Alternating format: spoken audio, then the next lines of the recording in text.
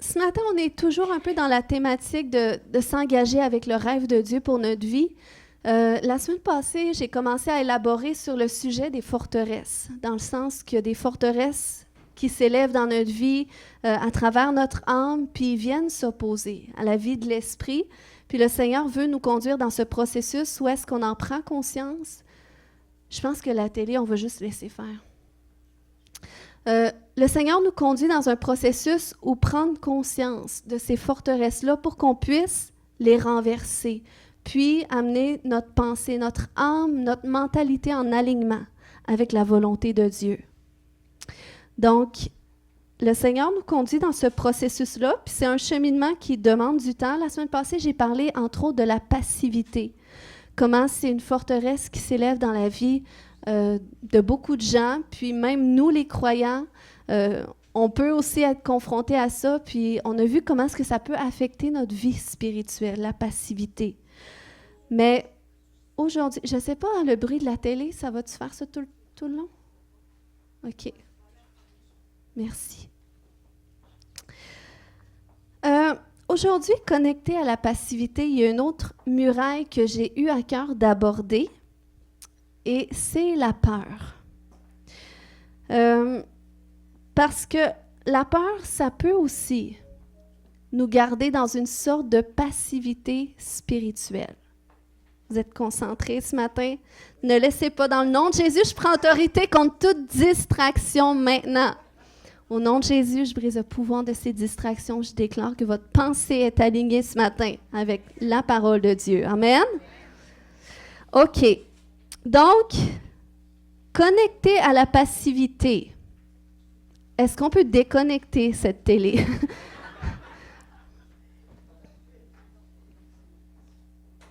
C'est bon. Merci. OK. Là, je vais recommencer. C'est un message, je vous dis, c'est un message très important, OK? J'ai vraiment senti que je devais amener ce message-là.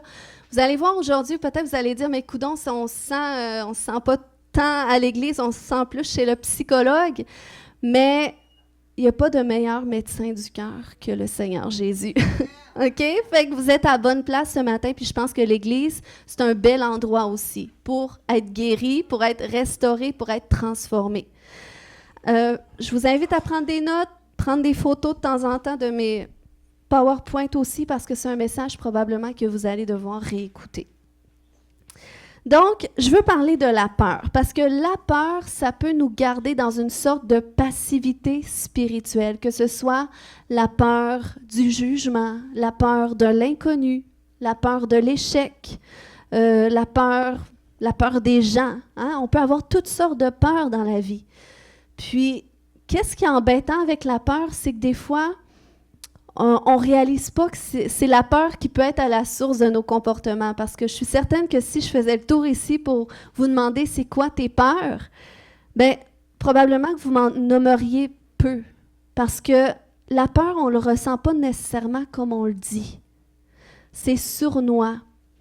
Puis, c'est un petit peu, dans le fond, qu'est-ce qui peut occasionner la peur dans notre vie? Qu'est-ce qui est à la source de la peur? C'est souvent les traumatismes qu'on peut vivre. Donc, c'est pour ça que ce matin, on va parler des traumatismes. Il y a des traumatismes individuels qu'on peut vivre, puis collectifs aussi. On peut vivre des traumatismes en famille. Il y a des villes, des sociétés qui peuvent vivre des traumatismes. Puis, la différence entre une blessure puis un traumatisme, c'est qu'une blessure, on la ressent. Il y a quelque chose qui nous a fait mal, puis on le sent. C'est comme quand on se fait mal, hein? On sent que la plaie est ouverte, ça chauffe, tout ça. C'est la même chose un peu avec les blessures émotionnelles. On peut dire que ça m'a fait mal, puis j'ai de la misère à me sortir de ça, je le sens encore. Tandis que les traumatismes, on ne le ressent pas nécessairement, parce que ça vient comme s'imprégner à notre être, puis on apprend à vivre avec. Fait que c'est pour ça que si même je vous demandais, est-ce que tu as des traumatismes? Peut-être tu me dirais, ben non, tu sais, je pense que tout est correct. Tu sais, oui, j'ai vécu des choses, mais aujourd'hui, j'ai passé par-dessus. Ça ne m'affecte plus. Mais on ne le ressent pas nécessairement si ça nous affecte. Tu sais, des fois, on a vraiment besoin intentionnellement d'aller connecter avec certaines choses pour prendre conscience. Donc, c'est pour ça que ce matin, on va un peu démystifier le sujet. Dans le fond, la définition des traumatismes, le terme traumatisme désigne les conséquences émotionnelles pénibles que peut entraîner le fait de vivre un événement éprouvant. Puis les traumatismes peuvent être générés à la fois dans l'enfance et à l'âge adulte, puis l'impact peut être plus ou moins intense chez certaines personnes que d'autres. Donc, c'est pour ça qu'on ne peut pas se comparer, on ne peut pas comparer un événement, la réaction d'un événement, comment quelqu'un le vit et une autre personne le vit. Quelques exemples de catégories de trauma. Bien, il y a les événements traumatisants qu'une personne peut vivre, des événements où est-ce que sa vie va être en danger. Que ça peut être dans les pays où est-ce qu'ils vivent des génocides, des guerres, c'est très courant que les gens là sont confrontés à des traumatismes, même ceux qui vont dans l'armée. Mais nous, même ici au Québec, on peut être confronté à des événements difficiles, un accident, quelque chose où est-ce que mettons dans un conflit violent, où est-ce que ta vie a été mise en danger d'une certaine façon, ça peut aussi occasionner un traumatisme. Il y a les abus physiques et psychologiques. Même si ça ne nuit pas nécessairement à la vie, eh bien, ça l'aggrave grandement l'estime de soi. Puis la confiance envers le monde extérieur, donc toute forme d'abus, violence physique, verbale, abus sexuels, ça occasionne aussi des traumatismes. Il y a les micro-traumatismes. Ça, c'est une série de petits traumatismes ou des événements répétitifs que tu vis qui peuvent occasionner des traumatismes, comme par exemple quand tu vis constamment une difficulté répétitive. Bien, ça peut occasionner un traumatisme qui va faire en sorte que tu vas être insécure quand tu vas te trouver dans des circonstances similaires. Ensuite, il y a les traumatismes émotionnels. Puis, au cours de notre vie, on est tous soumis, de près ou de loin, à des traumatismes qui vont affecter nos émotions. Ça se passe premièrement dans le foyer familial, où est-ce qu'on peut être confronté à ça. Puis, tu sais, toutes les situations qui vont nous affecter, comme le divorce de nos parents, ça peut occasionner un traumatisme émotionnel, l'abandon ou l'adoption. Tu prends exemple, je suis beaucoup des fois de petites familles africaines. Puis, en Afrique, c'est comme les familles sont très grandes. Hein? La personne va dire, ben, c'est ma mère, c'est mon père, mais tu découvres que c'est sa cousine puis c'est son oncle. Donc, tu sais, il y a beaucoup ça qui se passe dans les familles, puis c'est très bien comme le soutien familial que tu peux avoir, mais ça reste que le fait de vivre comme une séparation avec ton parent d'origine, ben, ça occasionne quand même un traumatisme qui a besoin d'être traité. Donc, les réactions du corps et de l'âme face au traumatisme. Notre corps réagit au traumatisme parce que nos cellules enregistrent les traumatismes, puis peuvent même l'inscrire dans notre ADN. Donc, c'est pour ça que même les chercheurs ont prouvé que les traumatismes se transfèrent d'une génération à l'autre. Donc, c'est vraiment des tests qui ont été faits, ce qui peut faire en sorte que parfois tu peux te ramasser que tu as un enfant, tu aimes ton enfant, tu le couvres d'amour, tout ça, mais ton enfant, il n'a rien vécu de difficile, il n'a pas vécu de rejet en soi, mais c'est comme, il se sent constamment rejeté. Puis, dans ce type de situation-là, ça peut être parce que peut-être que lui n'a rien vécu, mais peut-être que toi, tu as transmis quelque chose, ou le papa ou la mère, parce qu'eux, ils ont vécu un traumatisme de rejet, puis ça s'est transféré chez l'enfant. Donc, c'est important à savoir parce que ça nous permet aussi de savoir comment orienter nos prières. Quand on voit que des gens sont pris dans des situations de difficulté où est-ce qu'ils ne parviennent pas à sortir, oui, il y a l'aspect de la délivrance, où est-ce que des fois, c'est des forces démoniaques qui tiennent les personnes, on peut aller les briser par la prière. Mais les traumatismes, ça touche plus à la guérison intérieure, puis ça, c'est un processus où est-ce qu'on doit prendre conscience de ces choses-là, puis on doit les traiter.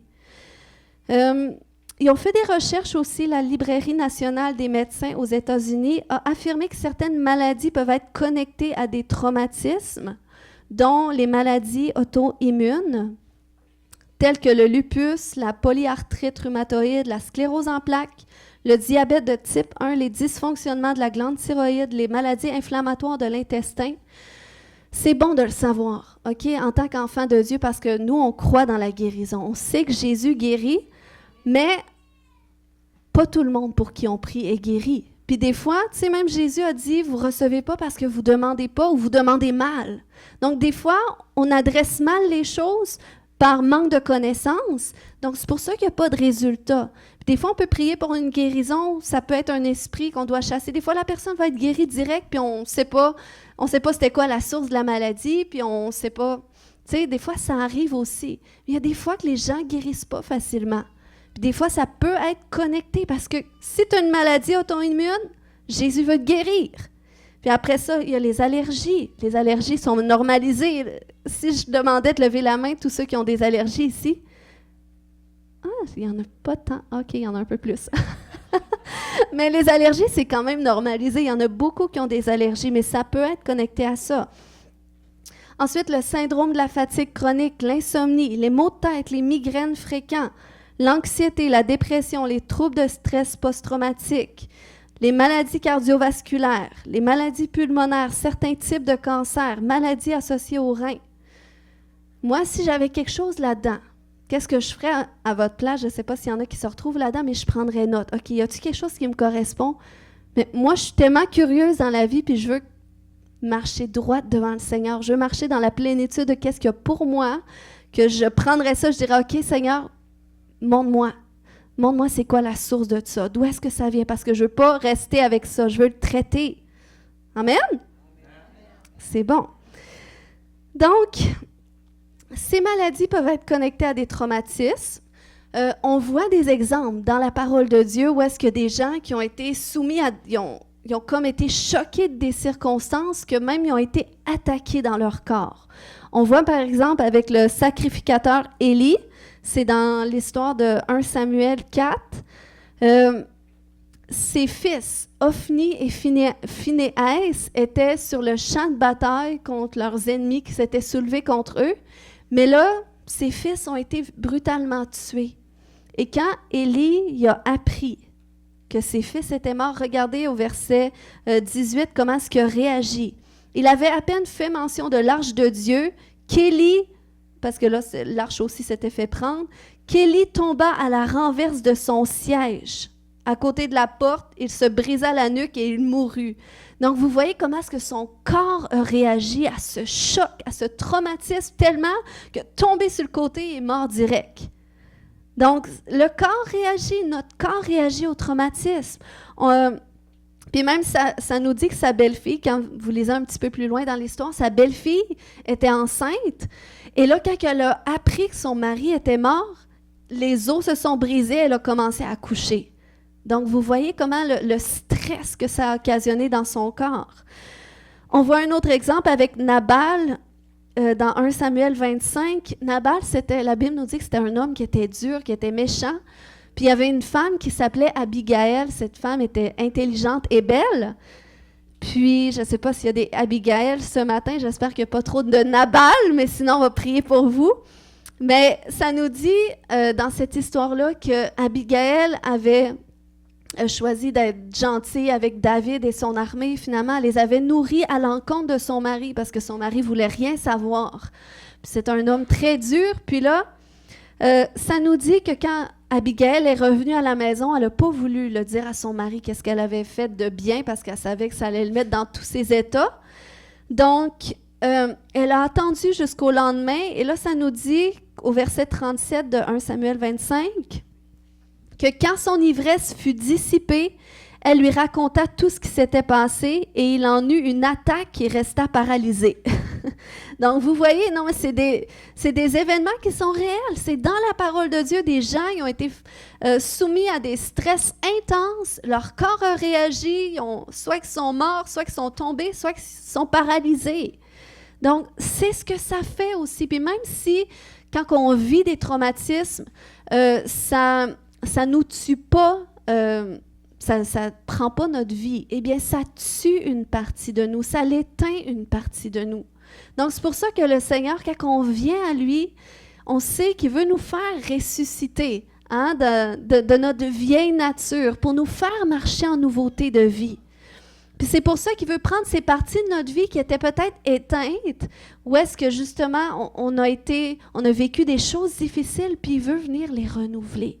Il veut venir ramener la vie dans ces choses-là, mais ça prend du temps, parce qu'il faut lui laisser aussi venir dans ces endroits-là qui sont parfois inconnus de nous, ou qu'ils font mal parfois de retourner. Amen? Moi, je me souviens, par exemple, quand que je luttais avec la timidité, ma plus grande crainte, c'était vraiment de parler comme ça devant les gens. Puis j'aime le dire, parce qu'il y a des gens, des fois, qui disent « Ben moi, le micro, c'est sûr, j'ai pas d'appel à ça. » Ben, je me disais la même chose aussi. Puis c'était ma plus grande phobie, puis j'étais tellement stressée à un point que quand j'étais pour le faire, ma gorge resserrait, mon cœur battait, j'avais de la misère à respirer. C'était des symptômes qui étaient réels. C'était vraiment inconfortable dans mon corps, mais je pouvais rien faire pour les arrêter à partir du moment où est-ce que le Seigneur m'a amené à traiter qu'est-ce qui était à la source de ça. Puis oui, j'avais eu des traumatismes, des micro-traumatismes, des mauvaises expériences associées à ça qui faisaient en sorte qu'il y a toute cette réaction dans mon corps qui était déclenchée. Donc, le Seigneur, il veut nous guérir de tout ça. Il veut nous libérer de tout ça. Puis, des fois, ça semble une grosse montagne parce qu'on se dit, il me semble, j'ai tellement de choses à travailler. Des fois, c'est de commencer avec une chose, avec la chose qui ressort le plus dans ta vie, que tu dis, non, il me semble que ça, c'est pas en alignement avec le Seigneur. Il me semble que ça reflète pas qu'est-ce que le Seigneur y a pour moi. Donc, tu commences avec cette chose-là. Puis là, on va voir des étapes ce matin, comment faire. Donc, on a vu les réactions du corps, maintenant les réactions de l'âme, OK? Parce que les traumatismes de l'enfance, par exemple, ils ont un impact très fort dans la construction de notre identité, dans la prise de conscience de soi, ainsi que la construction de notre estime de soi, qui affecte notre caractère et notre comportement. Puis, comme par exemple ceux qui ont de la misère à gérer leurs émotions d'une façon saine, eh bien, ça peut être parce qu'il y a des traumatismes émotionnels qui ont besoin d'être traités à quelque part. Vous comprenez? Maintenant, on va voir certains comportements révélateurs de la présence de traumatisme. Puis, si vous vous trouvez à quelque part là-dedans, j'aimerais que trouvez-vous un bout de crayon sur vos téléphones. C'est les meilleures notes qu'on perd jamais. Elles restent toujours là. Donc, prenez des notes si vous dites « Mais moi, ça me parle. » Parce que je sens que le Seigneur, il veut vraiment qu'on rentre dans notre destinée. En tant qu'individu, en tant qu'Église, en tant que peuple, ici au Lac-Saint-Jean, il veut qu'on rentre dans notre destinée. Son cœur brûle pour ça. Mais il y a certaines personnes qui, à cause des traumatismes, qui les gardent paralysés, qui les empêchent d'avancer, eh bien, ça vous limite, ça vous empêche de saisir le mouvement que le Seigneur fait dans votre vie pour embarquer avec. Amen! Donc, OK, je vais partager quelques comportements révélateurs de la présence de traumatisme. Il y a premièrement l'enfance marquée. Donc, soyez bien attentifs ce matin. Ce type de traumatisme peut être enfermé dans la phrase « Je n'ai pas eu d'enfance ». Vous pouvez lever la main, genre juste tout bas que personne ne voit. Au moins, je le sais. Donc, c'est des personnes qui n'ont pas beaucoup de souvenirs du passé ou seulement une mémoire flash et qui manquent d'une narration cohérente de leur passé ou de la conscience de soi. Parce que c'est comme s'ils ont cette impression que leur enfance leur a été volée. Puis ça, c'est des personnes qui ont subi des traumatismes puis des blessures qui ont essayé de supprimer en oubliant tout. Ça, c'est un exemple. Ensuite, un autre comportement, perdre une partie de soi. Donc ça, c'est le type de conséquence qui peut être décrit par la phrase « J'ai l'impression d'avoir perdu une partie de moi, mais je ne sais pas quoi ». Puis, ça, c'est des gens qui ont essayé d'isoler leur traumatisme dans cette partie d'elles-mêmes qui ont essayé d'oublier. Puis, ce type de comportement peut conduire à une forme de dissociation du soi. Il y a des gens qui vivent, j'en ai vu quelques-uns, il y a des gens qui vivent et ont l'impression de vivre dans un rêve. Ils ont l'impression de ne pas être là. C'est comme s'ils sont là de corps, mais leur esprit est ailleurs. Puis souvent, c'est des gens qui ont vécu des choses très difficiles dont des traumatismes, justement, qui ont enfermé une partie d'eux-mêmes qui a besoin d'être libérée. Ensuite, se retrouver toujours dans des relations toxiques ou destructives. Donc, si tu t'identifies ce matin avec la phrase « Je me retrouve toujours avec des gens qui ne sont pas pour moi ou qui me font du mal », eh bien, il arrive très souvent que ceux qui ont vécu un traumatisme et qui l'ont enlevé sans le traiter finissent par chercher chez les autres la partie d'eux-mêmes qui ont été traumatisés pour continuer de le revivre. Ça s'appelle la compulsion de répétition, ce qui fait qu'ils reviennent toujours à des relations toxiques et dépendantes. OK, donc je vous dis ça ce matin, ça va vous montrer aussi comment prier. Des fois, vous voyez des gens qui vivent des situations, vous ne savez plus comment les conseiller, vous n'écoutez jamais. Bien alors, ça vous permet de savoir, OK, pourquoi est-ce qu'elle vit ça? Bon, mais je vais prier pour cette personne-là dans cette direction.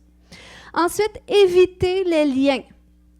Cette attitude pourrait se refléter dans la phrase « Je ne veux pas de lien », que ce soit familial, amical, fraternel. Il y a des gens qui ne veulent pas de relation fraternelle. C'est comme ils se sentent plus à l'aise dans les relations où est-ce qu'ils ne sont pas impliqués émotionnellement. Et ça peut se cacher dans la peur que quelque chose de mal puisse tourner. Puis, il y a des gens qui veulent rester célibataires toute leur vie à cause de ça. Moi, il y a des gens qui m'ont dit, ben moi, j'ai vraiment fait le vœu, je veux être au Seigneur. Mais des fois, tu vois que les gens, amen, gloire à Dieu, s'il y en a qui ont cet appel-là de rester célibataire, puis c'est correct. Mais il y a des gens, c'est comme ils ont dit non, justement, à être en couple parce que ça a été trop difficile. Ils ont vécu des choses difficiles, mais que le Seigneur veut guérir. Puis toutes les relations, que ce soit amour, amitié, famille, fraternelle, c'est essentiel pour le développement personnel et la croissance. Ensuite, cet autre comportement, éviter d'être soi. Les gens qui n'acceptent pas des parties d'eux-mêmes ont tendance à répéter cette phrase « Ah ben, tu sais, moi, j'aime pas penser à moi. » C'est comme tout le monde passe avant mon moi. Mon moi, c'est pas important, c'est les autres. Mais ça peut cacher quelque chose aussi. Puis, souvent, ce type de dissociation se produit lorsque le traumatisme que la personne a vécu est lié à des personnes importantes de sa vie, dont la mémoire la fait se sentir mal. Puis l'introspection, ça devient douloureux. Donc, la personne préfère s'échapper en ne traitant pas le traumatisme. Mais ça conduit à des comportements trop destructeurs ou toxiques, comme le type du syndrome du sauveur, ça en fait partie aussi. Les gens qui ont cette impression, je dois répondre à tous les besoins de tout le monde, je dois faire tout pour tout le monde, bien, ça peut être à cause qu'il y a des blessures là, qui ont besoin d'être traitées. Ensuite, la déconnexion émotionnelle et l'incapacité à vivre une expérience émotionnelle. Donc, ces personnes ont généralement vécu des traumatismes dans leur famille d'origine, peut-être parce qu'elles étaient toxiques ou dysfonctionnelles, ou parce qu'elles vivaient dans un environnement où les émotions étaient réprimées. Ces personnes grandissent avec l'idée que les émotions ne doivent pas être vécues, et donc les réprimer, les faisant exploser de manière impulsive ou négative, ou dans une sorte d'anesthésie émotionnelle. Donc, si tu es à cet endroit, soit tu vas exploser, donc tu vas vivre tes émotions de façon intense, la colère, l'anxiété, le stress. C'est comme tu peux passer d'une humeur à l'autre, c'est plus fort que toi. Puis, c'est pas parce qu'on est chrétien que tout c'est réglé, là. On vit encore ces choses-là, puis c'est vraiment difficile quand tu es chrétien. Parce que tu sais qu'est-ce que la Bible dit. Donc, tu sais que tu n'es pas vraiment en alignement avec qu'est-ce que tu devrais, mais des fois, c'est difficile. Tu te condamnes parce que là, tu te dis, il me semble que je fais tout pour être tempéré, pour me sentir bien, pour être dans la joie, mais là, tout d'un coup, c'est plus fort que moi, ça sort de moi. Donc, ça peut être parce que tu as vécu des blessures qui ont besoin d'être traitées pour t'aider à comprendre pourquoi tu agis comme ça. Ou tu peux être dans une sorte d'anesthésie émotionnelle. Puis personnellement, je me suis retrouvée là longtemps. Je vous dis, dans ma famille, Puis peut-être, en tout cas, j'ai passé longtemps pour la personne, peut-être c'est encore le cas aujourd'hui, mais la personne la plus calme de ma famille. Mais je pense que les gens me reconnaissent. J'ai un tempérament calme quand même. Mais c'est pas parce que tu es calme que tu es toujours calme. Puis des fois, ça peut cacher des choses. C'est pas parce que tu es calme que tu es bien, OK? Puis moi, j'étais une experte là-dedans, à pas être dérangée dans mes émotions, dans rien. Pourquoi? Parce que j'avais développé, à cause de ce que j'ai vécu dans mon enfance, j'ai développé une anesthésie émotionnelle faisant en sorte que, quoi qu'il arrive autour, ben, je ne suis pas déstabilisée, je suis forte, on y va. Puis, c'était vraiment une grâce de Dieu. Je me disais, waouh, j'ai vraiment le don de maîtrise de moi. Puis, ça passait vraiment comme ça, jusqu'à temps, par exemple, que là, le Seigneur commence à me soumettre à des circonstances que, ça fait ressortir des choses qui sont cachées. Comme par exemple, quand j'ai eu un de mes enfants, que lui était caractère explosif. Et là, moi, ça m'a tellement déstabilisée au début quand mon garçon était comme ça, explosif dans ses émotions. Pourquoi? Parce que j'avais jamais appris à gérer les émotions négatives d'une façon saine. Fait que là, devant mon enfant qui est dans tous ses états, puis que là, moi, j'avais développé tellement un bon mécanisme de, écoute, on gère la colère, il n'y a plus de colère, on tait la colère, on tait la peur, on tait tout. Puis là, toi, t'exploses comme ça, puis ça m'a beaucoup reconfrontée à moi-même. Mais c'était nécessaire pour que ça me conduise à faire ce travail à l'intérieur de moi. Parce que comment est-ce que je peux aider une personne à gérer ses émotions d'une façon saine si moi, je ne l'ai jamais appris? Donc, c'est là que le Seigneur a commencé à me conduire dans un cheminement de guérison, où est-ce que j'ai appris justement à réaliser que les émotions, ce n'est pas quelque chose de mal. La colère, la peur, c'est des émotions qui sont normales. Mais qu'est-ce qu'il faut, c'est d'apprendre à les gérer d'une façon qui est saine. Amen. Vous êtes avec moi ce matin? Mais pour vous donner un exemple de comment est-ce que les traumatismes peuvent nous affecter, puis avec la peur, par exemple, un moment donné, j'avais un de mes garçons que c'est comme à toutes les fois avant de se coucher, il disait « Maman, t'as-tu barré la porte? Maman, t'es-tu allée voir mon frère? Tu vas-tu aller le voir avant de te coucher? » Puis là, je lui disais « Ben oui, tu sais, j'ai barré la porte, je suis allée voir ton frère. » Puis j'ai toffé ça longtemps sans poser de questions jusqu'à temps que je lui dise « Écoute, pourquoi tu me demandes ça tous les soirs? Pourquoi tu me demandes que j'ai barré la porte? As-tu peur que quelqu'un rentre dans la maison? Pourquoi tu veux que j'aille voir ton frère? » Mais il me dit « J'ai peur que mon frère se fasse enlever. » J'ai dit « OK. » Fait que là, j'ai commencé à penser « OK, ça vient de où cette peur-là? » Parce que réaction naturelle, on pourrait dire « Ben non, ça n'arrivera pas, fais-toi-en pas. » Surtout quand on est chrétien, on refuse ça, regarde. Ça va bien aller, le Seigneur nous protège. C'est ce que j'ai fini par dire. Mais c'était important que j'aille avec lui connecter à la source de cette peur-là. Donc finalement, je me suis rappelé un événement. Quand il était un petit peu plus petit, ça fait 2-3 ans passés, où est-ce que mon autre garçon, il s'était perdu, on était allé au trampoline à Québec, puis là, pendant 2-3 minutes, on l'a perdu. Puis il y avait tellement de monde, puis là, je lui ai dit, est-ce que tu te rappelles de cet événement-là? Là, il dit, ah oui. J'ai dit, comment tu t'étais senti? J'ai tellement eu peur de perdre mon frère. J'ai dit, ben regarde, c'est ça. Tu vois, là, Jésus veut guérir ton cœur.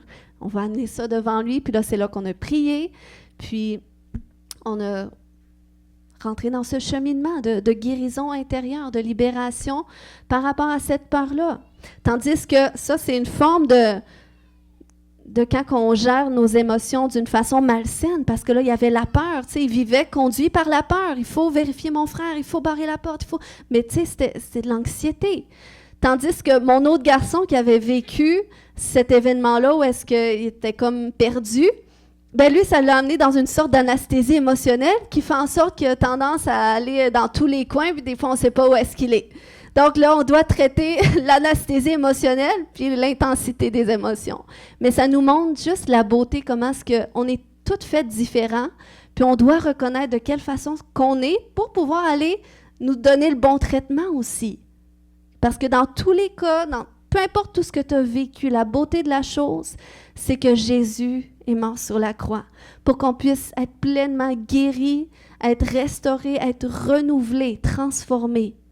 en son image. Amen. Donc, c'est vraiment important de traiter toutes ces choses-là, parce que c'est sûr qu'ils vont forger des systèmes de croyances, puis ils vont affecter notre vie naturelle ou spirituelle. Il y a des gens, par exemple, qui ne croient plus au système de famille, parce qu'ils ont été vraiment blessés dans leur famille. Ou il y a même des couples qui peuvent se traumatiser. Des fois, une chicane ou il y a un conjoint qui a été plus dur envers l'autre, puis là, ça l'a comme brimé la confiance. Puis là, pourtant, l'autre peut dire, ben, je me suis déjà excusée pour ça, pourquoi, tu t'arrêtes pas d'en parler? Mais c'est parce qu'il y a quelque chose qui a été brisé à l'intérieur, qui a besoin d'être guéri. Des fois, c'est pas juste de dire, en tant que chrétien, on dit, ben non, on chasse ça, on refuse ça, c'est sous tes pieds la peur. Mais on ne peut pas juste dire ça, on doit aller le traiter. On doit aller défaire cette croyance-là qui s'est installée. Puis on doit aller la ramener en alignement avec la parole de Dieu. Amen. Puis il y a des gens aussi qui ne croient pas à la générosité, par exemple, ou qui ont du mal à faire confiance à Dieu avec leurs finances. Ce qui fait en sorte qu'ils ont du mal à donner. Pourquoi? Parce qu'ils ont vécu des traumatismes financiers. Quand tu vis des dettes à répétition, puis tu as des mauvaises expériences financières, ça peut t'occasionner de l'insécurité financière, ce qui fait en sorte que là, tu as du mal à te positionner dans la prospérité, puis à voir que Dieu peut te bénir avec les finances parce qu'il y a quelque chose de fracturé là. Donc, ce matin, on va voir comment guérir de ces choses-là. Il me reste encore 4 points à partager. Non, c'est pas vrai. C'est mon dernier point, guérir les traumatismes. Alors, il faut savoir que Dieu efface pas qu'est-ce qu'on a vécu ou nos souvenirs, mais il vient restaurer qu'est-ce qui a été affecté. La Bible dit dans Psaume 47, 3 que Dieu guérit ceux qui ont le cœur brisé et il pense leurs blessures. Donc, le Seigneur il vient faire cette œuvre dans nos vies, quel que soit ce qu'on a vécu. Fait qu'il y a 3 étapes pour passer à travers, oui. Donc, identifier les traumatismes. Parfois, c'est difficile. Même Dieu a dit dans Jérémie 17, 9 que le cœur est tortueux par-dessus tout et il est méchant. Qui peut le connaître? Donc, c'est difficile parce que notre cœur est tortueux. On ne voit pas nécessairement qu'est-ce qui est à l'origine de qu'est-ce qu'on vit. Mais pour nous aider, on peut regarder aux symptômes parce que la Bible dit qu'on reconnaît un arbre à ses fruits. Donc, regarde aux fruits mauvais que tu portes, ça va te donner une idée de l'arbre qui est derrière. Donc, on doit regarder à ça aux symptômes puis les identifier. On peut commencer par là. Puis, moi, à un certain moment donné, j'étais à cet endroit où est-ce que je prenais conscience que il me semble qu'il y a quelque chose qui a encore besoin d'être traité, mais je ne sais pas quoi. Puis, j'étais à cet endroit-là, Seigneur, montre-moi, y a-tu quelque chose? Puis je suis toujours comme ça, même quotidiennement, puis je crois qu'on doit être comme ça jusqu'à la fin de nos jours. On doit toujours sonder nos propres cœurs, dire à Dieu, sonde-moi et connais mon cœur, regarde si je suis sur une mauvaise voie et conduis-moi sur la voie de l'éternité. Ça doit être une prière quotidienne parce qu'on peut s'égarer. Même si le cœur a des bonnes intentions, OK? C'est quoi le verset qui dit la chair est faible, même si l'esprit est bien disposé, la chair est faible. Donc, on est faible, on a besoin de Dieu, constamment revenir vers lui. Puis, j'étais à cet endroit où est-ce que je disais, il me semble qu'il y a quelque chose à l'intérieur de moi qui a besoin encore, Seigneur, d'être restauré, mais c'est quoi? Puis, j'ai commencé à faire cette prière-là, puis le Seigneur a commencé à me donner des rêves. Puis, ça, c'est vraiment un bon moyen par lequel le Seigneur va vous montrer des choses qui vous concernent. Parce que dans notre vie de tous les jours, on a tellement de préoccupations, le travail, l'école, le sport, la famille, que des fois, on ne prend pas le temps de faire une introspection, de prendre conscience de soi, de comment on se sent. Mais par exemple, quand on dort la nuit, c'est un très bon moment par lequel le Seigneur le fait. Puis, il faut savoir que la majorité de nos rêves viennent de notre âme, qui traduit qu'est-ce que Dieu essaie de nous montrer, dans un langage qui est symbolique, que nous pouvons comprendre. On voit l'exemple lorsque Nebuchadnezzar avait fait un rêve, puis là, il a convoqué tous ses sages, il a dit « J'ai fait un rêve, je suis tourmenté par ça, je veux savoir c'est quoi ça voulait dire. Mais je veux pas juste savoir c'est quoi ça voulait dire, je veux savoir c'était quoi le rêve que j'ai fait. Tu vois la demande difficile. Mais il y avait Daniel, un homme de Dieu qui était rempli de l'Esprit de Dieu, qui avait reçu cette grâce de Dieu pour traduire les rêves. Il a prié Dieu, a dit « Seigneur, révèle-moi ce rêve » et Dieu lui a montré. Et voyez qu'est-ce qu'il a dit dans Daniel 2,30. Il a dit au roi, si ce secret m'a été révélé, ce n'est point qu'il y a en moi une sagesse supérieure à celle de tous les vivants, mais c'est afin que l'explication soit donnée au roi et que tu connaisses les pensées de ton cœur. Donc, vous voyez, le rêve de Nebuchadnezzar s'était associé aux pensées de son cœur, mais qui avait du mal à traduire. Il avait besoin d'une interprétation par l'Esprit de Dieu. Mais la bonne nouvelle, c'est que nous avons l'Esprit de Dieu. Donc, le Seigneur, il veut nous parler davantage, encore plus, sachant qu'on a son esprit, qu'on peut comprendre qu'est-ce qu'il essaie de nous dire. Puis, dans nos rêves, il va nous révéler les pensées de notre cœur, qu'est-ce qui est caché, pour nous aider à discerner. Puis, il faut que tu saches que la majorité de tes rêves vont parler de toi. Tu sais, des fois, on rêve à des gens qu'on connaît, à des circonstances, mais tout ça, des fois, c'est juste des mises en scène, un contexte pour t'aider à comprendre qu'est-ce que Dieu veut te faire comprendre à toi personnellement. C'est comme quand tu rêves d'un enfant. Ben, ça peut être l'image de toi, enfant. Quand tu rêves d'une maison, souvent, ça parle de toi.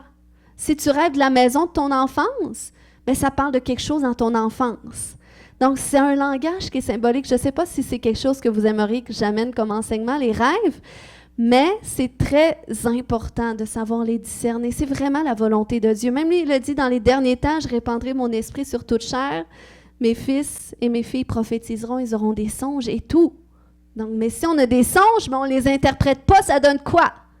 Donc, on a besoin. Et le Seigneur veut nous donner cette connaissance-là. Puis là, moi, quand j'ai commencé à faire des rêves comme ça, où est-ce que là, je voyais la maison de mon enfance, des trucs comme ça revenir.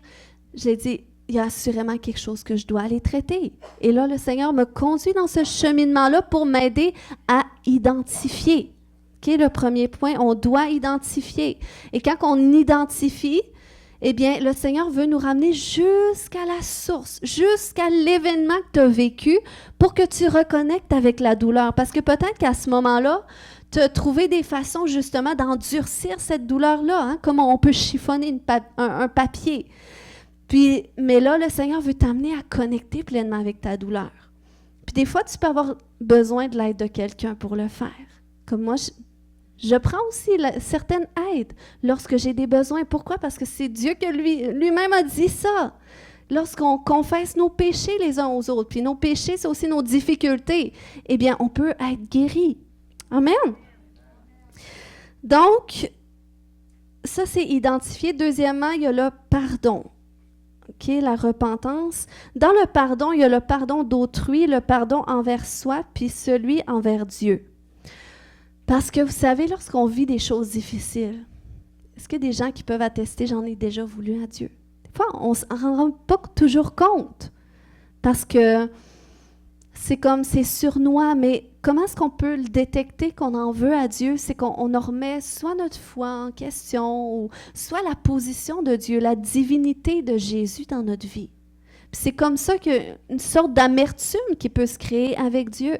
On voit que Jean-Baptiste a déjà vécu aussi une situation comme ça où est-ce qu'il était ébranlé dans sa foi. On se souvient, Jean-Baptiste, c'était le cousin de Jésus, donc évidemment, ils se connaissaient d'une certaine façon, même si on sait que Jean-Baptiste a grandi à l'écart et tout.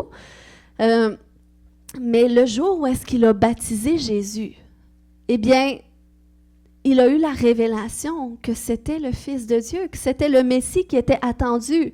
Et il a eu cette confirmation par la colombe qu'il a vu descendre sur sa tête. Et là, il a dit, voici l'agneau de Dieu. Donc, il l'a dit devant tout le monde. Il a attesté que c'est vraiment le Messie qu'on attend. Mais après ça, Jean a vécu une circonstance difficile où est-ce qu'il s'est retrouvé en prison. On se souvient justement, c'est la femme du roi a demandé que Jean se fasse emprisonner. Elle a demandé la tête aussi éventuellement de Jean-Baptiste. Puis, quand il était en prison, Jean-Baptiste a été ébranlé dans sa foi. à un point qu'à un moment donné, il a envoyé ses disciples pour questionner si Jésus c'était vraiment celui qui attendait. On voit ça dans Matthieu 11,2 qui dit « Du fond de sa prison, Jean apprit tout ce que Christ faisait. Il envoya auprès de lui 2 de ses disciples et lui demandèrent « Es-tu celui qui devait venir? Ou bien devons-nous en attendre un autre? » Donc, vous voyez, ça manque de cohérence. Tantôt, quelques versets auparavant, il y avait eu la révélation, la confirmation, c'est le Messie. Et là, il dit, est-ce que tu es vraiment celui qui devait venir? Ou est-ce qu'on doit en attendre un autre? Donc, il était comme ébranlé dans sa foi. Il remettait en question la divinité de Jésus parce que il vivait quelque chose de difficile. Il vivait quelque chose qui était hors de sa portée. Puis, je ne sais pas, je dis ça comme ça, mais peut-être qu'il se demandait, mais pourquoi Jésus ne me délivre pas? S'il est le Messie, qu'est-ce que je fais dans cette prison-là? Il ne devrait pas amener toute la délivrance à tout le peuple déjà. Bon, c'est ce que je pense. Et là, Jésus, il va l'encourager. Au verset 4, il dit, Jésus leur répondit, « Retournez auprès de Jean et racontez-lui ce que vous entendez et ce que vous voyez. Les aveugles voient, les paralysés marchent normalement, les lépreux sont purifiés, les sourds entendent, les morts ressuscitent. La bonne nouvelle est annoncée aux pauvres. » Donc, c'est comme pour confirmer, évidemment, les signes démontrent que je suis vraiment celui qui devait venir. Puis, il va ajouter au verset 6, « Heureux celui qui ne perdra pas la foi à cause de moi. » Donc, il voulait l'encourager. « Hey, Jean, tu vas être heureux. Tu es heureux si tu ne pars pas. Si je ne suis pas une occasion de chute pour toi. » Il y a même d'autres versions qui disent ça. Heureux celui pour qui je ne suis pas une occasion de chute. Donc, ne t'en fais pas. Remets pas en question qui je suis. Et ça nous montre que, quelles que soient les circonstances qu'on peut vivre, parce que même si on se convertit à Jésus, qu'on est rendu des adultes matures, eh bien, des fois pas tout à fait matures spirituellement, mais quand même, on peut être confronté encore à des circonstances difficiles, à des difficultés répétitives qui créent en nous des sortes de traumatismes. Mais Jésus, il dit ici de ne pas remettre en question qui il est. Dieu reste Dieu, quel que soit ce qu'on vit, et il a toujours une réponse pour nous. Donc, c'est pour ça c'est bien de dire, « Seigneur, je t'en ai voulu, mais je te pardonne. » OK? Lui aussi, c'est lui qui nous pardonne, mais c'est correct de le confesser parce que lui, il voit notre cœur. Fait qu'il voit. Fait qu'il est content que tu lui dises ça. Puis, dans le pardon, OK, il y a aussi le pardon de soi qui est vraiment important. Puis, surtout, quand tu vis des abus, que ce soit psychologique, spirituel, physique, peu importe, il y a des abus involontaires où est-ce que tu vis une agression, tu ne pouvais rien calculer, mais il y a des abus où est-ce qu'on est consentant d'une certaine façon. On s'est mis dans des circonstances qui a occasionné des abus. Puis on a besoin, dans un cas ou l'autre, de se pardonner, de s'être laissé vivre ça. C'est important de le faire parce que oui, il y a toujours une amertume qui vient envers la personne qui a causé ces abus-là. Mais à quelque part, on s'en veut aussi parce que soit qu'on ne s'est pas écouté ou soit qu'on n'a pas été attentif aux signes. Puis on s'en veut de ça. Des fois, il y a une frustration envers nous-mêmes. Fait que de dire, mais je me pardonne ou même, je te pardonne mon âme. Moi, j'ai dû faire ça. Quand j'ai réalisé que, wow, mon âme, je l'ai vraiment mis dans une anesthésie émotionnelle où est-ce que je lui permets de rien ressentir. C'est comme toi, tais-toi. L'Esprit de Dieu, ma chair, l'Esprit me conduit. Toi, mon âme, tais-toi. Mais non, on doit vivre corps, âme, esprit en pleine synergie. Donc, j'ai dû dire, mon âme, je te demande pardon de ne pas avoir écouté, qu'est-ce que tu me disais, d'avoir anesthésié tes émotions. On peut parler à notre âme. C'est même David qui dit, mon âme bénit l'Éternel. Donc, on peut dire, mon âme, je me repens. Mon âme, je me repens. Puis, je reçois le pardon. Puis, quand on fait ça, vous savez, ça débloque, c'est comme ça ranime l'honneur de soi, la confiance en soi, l'estime de soi. Hein? Quand tu as de l'estime de soi, tu vas écouter ton âme. Tu vas écouter les signaux qu'elle te dit. Pourquoi? Parce que tu l'estimes. Tu sais, vous voyez la connexion par rapport à tout ça? Je ne sais pas si je suis rendue trop profond dans mon message, mais en tout cas, Si vous comprenez en surface, c'est l'important. Mais, amen. Donc, on doit pardonner Dieu, on doit se réconcilier avec Dieu, se réconcilier avec soi. Puis c'est ce qui va débloquer la réconciliation avec les autres. Même Dieu a dit, les plus grands commandements, aime le Seigneur ton Dieu de tout ton cœur, toute ton âme, ta pensée. OK? Corps, âme, esprit. Et aime ton prochain comme toi-même. Donc, si toi, tu t'es dissocié de toi, imagine comment tu vas être dissocié de ton prochain. Mais tu dois vivre ce cheminement de réconciliation avec soi, de prise en charge de soi. Moi, qui je suis, moi, est-ce que je suis en bonne santé émotionnelle, spirituelle, tout ça. Puis ça va t'aider à être en bonne santé dans tes relations. Amen. Et mon dernier point maintenant pour marcher dans notre guérison, c'est de s'approprier la guérison au pied de la croix. C'est Jésus qui libère la guérison des traumas dans notre vie. Puis, on sait que Jésus lui-même, sur la croix, comment est-ce qu'il a été traumatisé dans son corps, et même émotionnellement, tu sais, de se faire rejeter, mépriser, cracher dessus. Les gens ont mis la couronne d'épines, riaient de lui. Si ça serait été en 2024, les gens auraient pris des selfies de lui, genre. Puis, ils auraient ri, tout ça, mis des gifs. Puis, il serait moqué de lui. Puis ça blesse. Jésus a quand même vécu ça, même s'il était Dieu, il ressentait quand même les émotions. Puis, après ça, il a souffert dans son corps et tout, mais ça a été. Jésus a souffert pour que par sa souffrance, par ses meurtrissures, on soit guéri. Amen. Donc, au pied de sa croix, il y a la guérison qui est disponible. Puis, on voit même au pied de la croix, lorsqu'il était sur la croix, il y a quelque chose de particulier qui s'est passé. Parce que Marie, sa mère, était là, était sur place. Elle a vu toute la scène. Imaginez comment pour une mère, ça a pu être difficile. C'était quand même son fils, tu sais. Même si c'était le Messie, c'était quand même son fils. Elle l'a porté. Mais de le voir souffrir comme ça, les gens se moquaient de lui, puis la douleur. Imaginez un instant. Y a-t-il des mères ici? La souffrance. Mais Jésus, il n'a pas parti sans libérer la guérison. Regardez, il y avait Marie au pied de la croix, puis il y avait Jean aussi.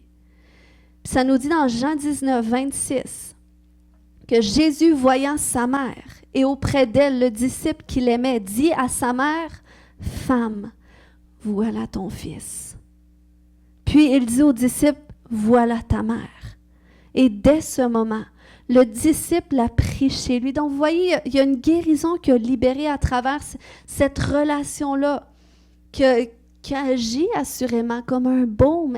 Elle venait de perdre son fils. Il y a 33 ans, crucifié sur la croix. C'était fini pour lui. Mais il a dit, non, regarde, ça va être ton fils maintenant. Celui-là va prendre ma place. Puis il a libéré une guérison comme ça. Donc, ça nous montre que Christ, il y a une solution de restauration pour quelconque traumatisme qu'une personne ou une famille peut vivre. Puis en sa présence, on trouve la restauration complète pour notre âme. Ça dit dans Psaume 71, 20, 21, « Tu nous as fait passer par les détresses et des malheurs sans nombre. Tu nous feras revivre. Et du fond des abîmes, tu me retireras. » Qui peut déclarer ça ce matin? Du fond des abîmes, tu me retireras. Déclarons encore, tu me rendras de nouveau mon honneur et de nouveau tu me consoleras. Moi, en retour, je te célébrerai au son du luth pour ta fidélité.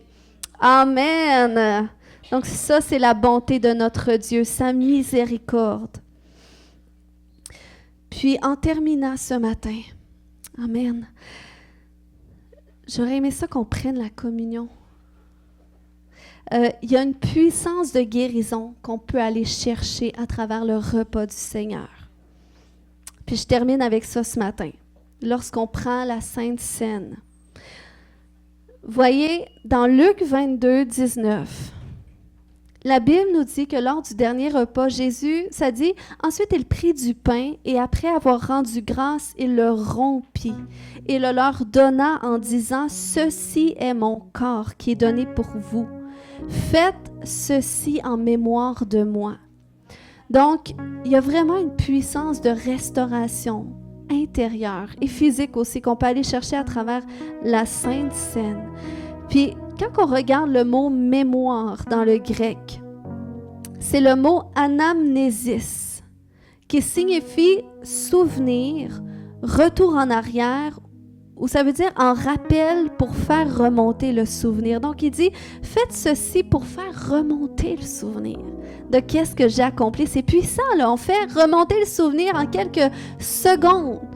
On fait remonter le souvenir de qu'est-ce qui s'est passé il y a 2000 ans passés. Que lui-même a dit, par mes meurtrissures, vous allez être guéris, encore aujourd'hui. Puis, qu'est-ce qui est particulier avec ce terme, anamnésis, c'est qu'il y a un terme médical qui part de ce mot qui s'appelle l'anamnèse, qui signifie la reconstitution de l'histoire pathologique d'un malade au moyen de ses souvenirs et de ceux de son entourage en vue d'orienter le diagnostic et donner le meilleur traitement. Donc, vous voyez, c'est puissant. Ça veut dire que lorsqu'on prend la Sainte Seine, le repas du Seigneur, en un instant, on fait remonter le souvenir de tout ce que Jésus a accompli jusqu'à la croix, qui est encore disponible pour nous, et là, on vient se l'approprier. Ça vient libérer en nous aussi la reconstitution, la libération, la guérison, la restauration. Amen. Puis c'est un processus. C'est un processus. Mais la beauté des choses, on a vu tantôt qu'un traumatisme, ça peut affecter nos cellules. Ça peut affecter notre corps. Mais la beauté des choses, c'est que le Seigneur, lui, vient restaurer nos cellules. Il vient restaurer même la mémoire cellulaire. Amen. Puis il vient nous restaurer pour qu'on puisse aussi amener la restauration aux générations après nous. C'est vraiment qu'est-ce que le Seigneur désire faire. Mais c'est vrai que ça nous amène dans une position de vulnérabilité. Quand tu dis, écoute, il y a peut-être des choses là que j'ai jamais revenu dessus. Hein? Déjà, quand tu dis, j'ai vécu ça dans mon passé, j'ai jamais revenu dessus. C'est un bon signe qu'il y a probablement quelque chose que tu dois aller traiter là-bas. Donc, on en revient dessus. Hein? Perdre quelqu'un, perdre un proche, ça l'occasionne un traumatisme. Quand tu perds un parent, un mari, une femme, la mort d'un enfant, c'est difficile. Mais le Seigneur, il veut amener la guérison. Mais pour ça, il faut que tu lui laisses venir. Amen.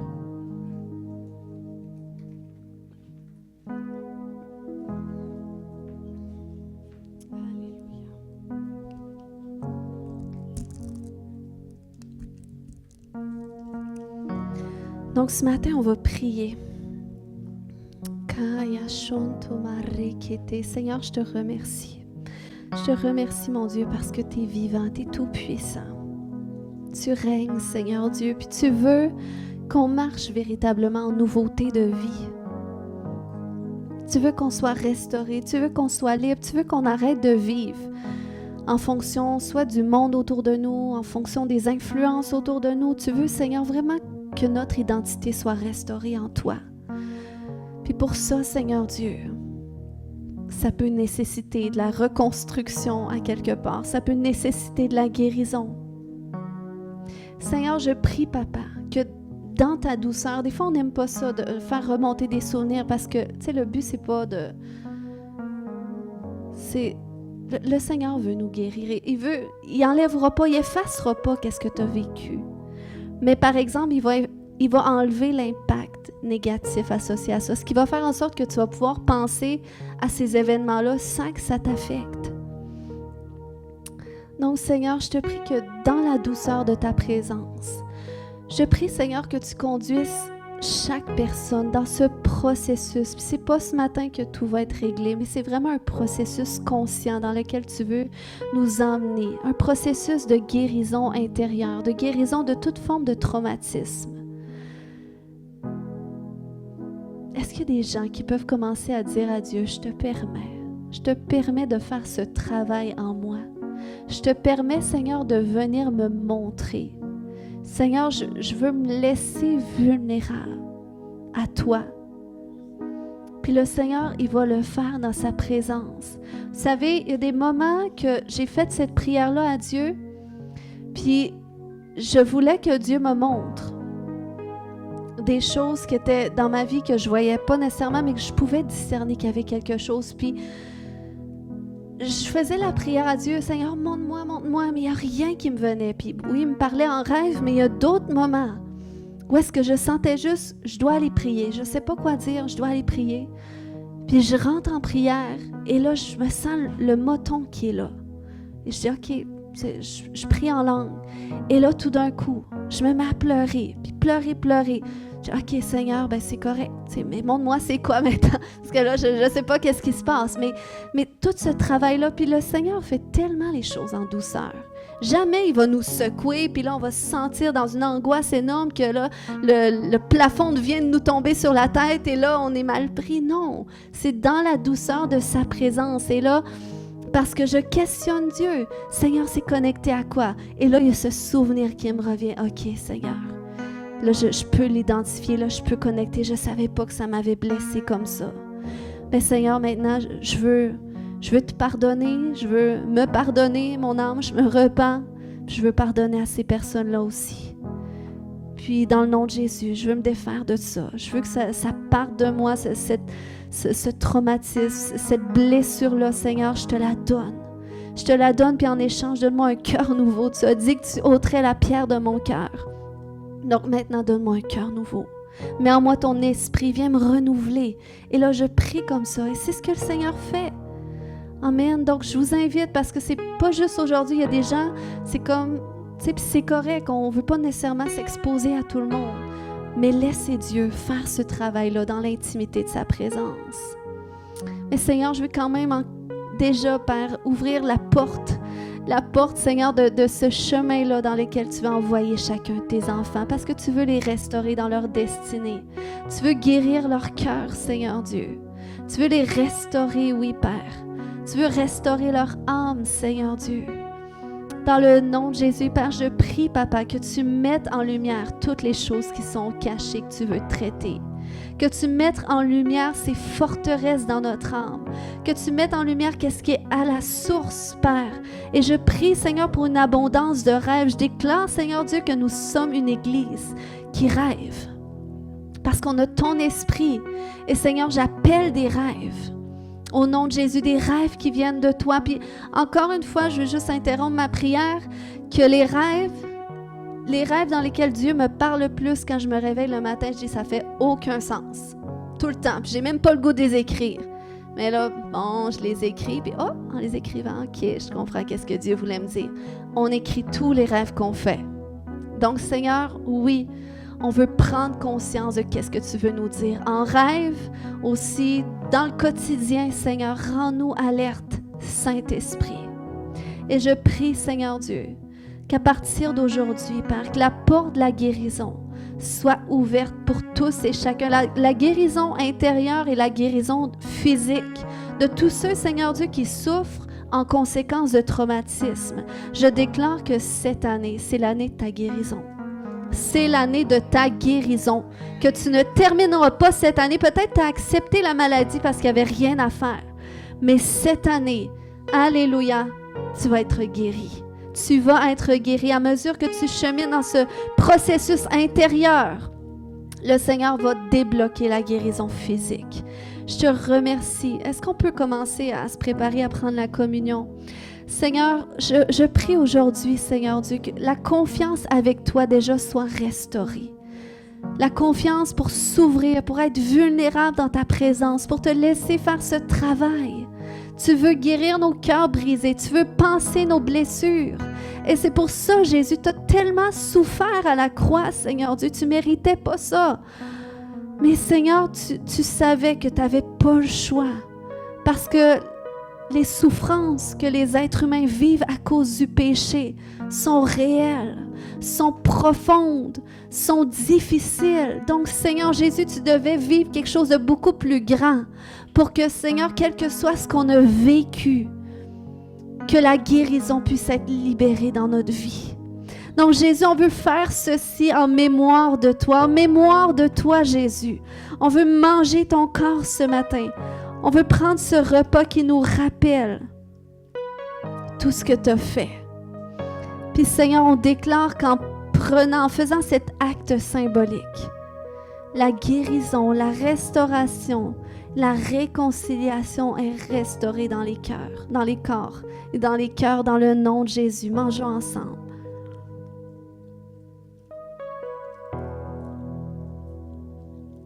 Seigneur, on te remercie pour la coupe de la nouvelle alliance en ton sang qui a été versé. Ton sang, Seigneur Dieu, qui nous rend éligibles à recevoir tout ce que tu as gagné pour nous à la croix. Alléluia, buvons cette coupe ensemble. Alléluia. On peut terminer ce matin, encore quelques minutes, si on veut se lever pour prier.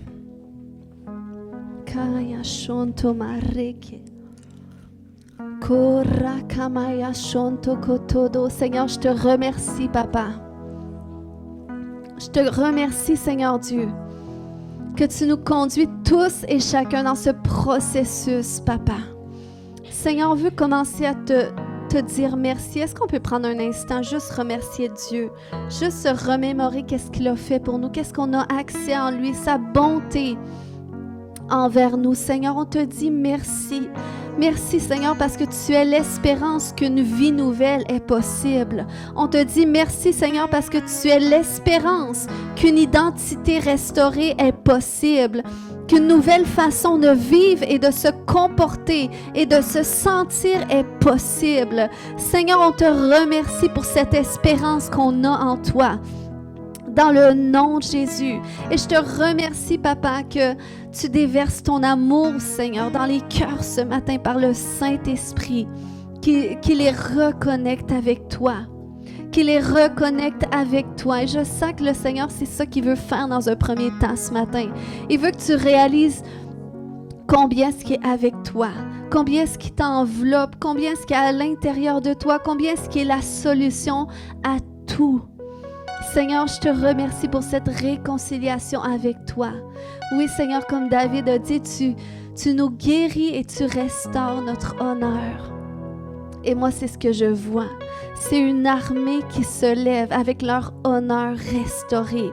Combien on est confiant, combien on est plein d'assurance quand notre honneur est restauré. Dans le nom de Jésus, je déclare que le mur de séparation entre toi et ton Dieu, à cause des souffrances, à cause de la honte, à cause de la peur, je déclare que ce mur se renverse maintenant. Dans le nom de Jésus, et ta connexion avec ton Dieu est restaurée. Elle est rétablie au nom de Jésus. Alléluia. Seigneur, je libère le pardon dans les vies. Le pardon, Seigneur, si ce matin tu veux te repentir, si tu as besoin de dire, Seigneur, je te pardonne. Je te pardonne, Seigneur Dieu, parce que je t'en ai voulu pour ces choses. Alléluia, je te pardonne, Seigneur Dieu. Et si tu peux dire aussi, je me repens aussi. Je me repens de t'en avoir voulu. Et je me pardonne aussi. Alléluia. Et je me repens, mon âme, pour ces choses-là. Je me repens pour ne pas t'avoir écouté. Je me repens pour t'avoir mis de côté. Je me repens pour le manque de confiance en toi, mon âme. Alléluia, le Seigneur veut restaurer notre confiance en soi. Il veut restaurer notre honneur, notre assurance. Alléluia. Oh, Korekemaya Shoto. Seigneur, je te remercie pour la réconciliation avec soi qui est libérée. La réconciliation avec soi. Il y en a que c'est ça qui va débloquer votre façon de vous voir, votre façon de vous regarder dans le miroir, vos pensées envers vous-même. Alléluia. Alléluia. Peux-tu déclarer ce matin, je suis extraordinaire. Je suis extraordinaire. Alléluia. Je suis à l'image de Dieu. Je suis comme Dieu a voulu que je sois. Alléluia. Seigneur, je te remercie que tous et chacun, on avance, Seigneur Dieu, vers la meilleure version de nous-mêmes, Seigneur, par ce travail que tu fais à l'intérieur de nous. Dans le nom de Jésus. Alléluia. Ça glorifie le Seigneur quand on s'aime. C'est pas de s'aimer au-dessus de Dieu, de se penser Dieu, mais le Seigneur veut qu'on s'aime. Lui, il nous aime tellement. Puis il sait qu'on ne peut pas aimer notre prochain plus qu'on va s'aimer soi. Amen. Donc, Seigneur, merci que ces choses sont restaurées dans notre vie, puis que tous et chacun, Père, vont marcher sur un chemin de transformation extraordinaire. Dans le nom de Jésus. Amen. Acclamons le Seigneur ce matin.